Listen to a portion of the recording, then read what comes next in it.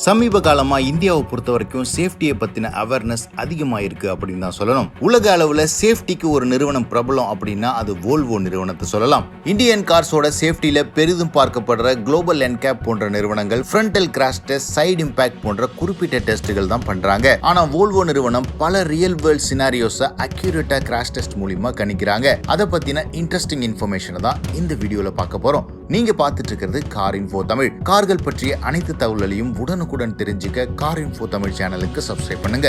Volvo நிறுவனம் சேஃப்டிக்கு பெயர் போனது அப்படின்னு ஏன் சொல்றோம் அப்படின்னா, நாம எல்லாரும் யூஸ் பண்ற சீட் பெல்ட்டை கண்டுபிடிச்சது ஒரு வோல்வோ இன்ஜினியர் தான். மேலும் இந்த சீட் பெல்ட்னால இதுவரைக்கும் 5 லட்சத்துக்கும் மேலான உயிர்களை நாம காப்பாத்திருக்கோம் அப்படின்னு சொல்றாங்க. Rear passenger child seat, side air bag அப்படின்னு சேஃப்டியை பொறுத்த வரைக்கும் எக்கச்சக்கமான புது இன்வென்ஷனையும் வோல்வோ தான் கண்டுபிடிச்சிருக்காங்க. சரி, நாம ரெகுலரா பண்ற ஃப்ரண்டல் இம்பாக்ட் மற்றும் சைடு இம்பாக்ட் இல்லாம வோல்வோ என்னென்ன மாதிரி டெஸ்ட்டை ஃபாலோ பண்றாங்க அப்படின்னு தெரிஞ்சுக்கலாம்.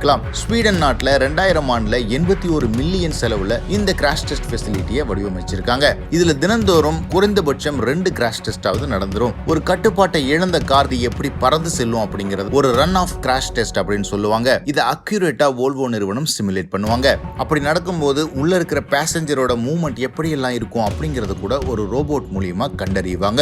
அது மட்டும் இல்லாம காரோட ரோல் ஓவர் கேப்பபிலிட்டியை கணிக்கிறதுக்காக ஒரு ரேம்ப் மூலியமா தள்ளி விடுவாங்க. நிஜமான கிராஷ் இன்சிடென்ட் மாதிரியே ஒரு 3-4 முறை கார் ரோல் ஆகும். இதிலிருந்தும் அவங்க ஏகப்பட்ட டேட்டாஸ் அனலைஸ் பண்ணுவாங்க. மேலும் 360 டிகிரி ரொட்டேட் ஆகக்கூடிய கிராஷ் லைனை அவங்க வச்சிருக்காங்க. இதன் மூலியமா எந்த ஆங்கிள்லயும் அவங்களால கிராஷ் டெஸ்ட் செய்ய முடியும். இது எல்லாத்துக்கும் மேல உச்சகட்டமா அவங்க 100 மீட்டர் உயரத்திலிருந்து காரை செங்குத்தா டிராப் பண்ணுவாங்க. இதன் மூலியமா காரோட ஸ்ட்ரென்த்தை மட்டும் தெரிஞ்சுக்காம ஒரு மிகப்பெரிய கார் ஆக்சிடென்ட் நடக்கும்போது ரெஸ்கியூ டீம் எப்படி அந்த காரை திறக்கணும், என்னென்ன மாதிரி இன்ஸ்ட்ருமெண்ட்டை யூஸ் பண்ணணும், மேலும் எவ்வளவு டைம்குள்ள அந்த காரை ஓபன் பண்ணி ரெஸ்கியூ பண்ண முடியுது போன்ற விஷயங்களுக்கும் இந்த கிராஷை பயன்படுத்துறாங்க. இதன் பிறகு சேஃபஸ்ட் கார் அப்படின்னு நீங்க யார்கிட்ட பேசினாலும் வோல்வோவை மென்ஷன் பண்ண மறந்துடாதீங்க.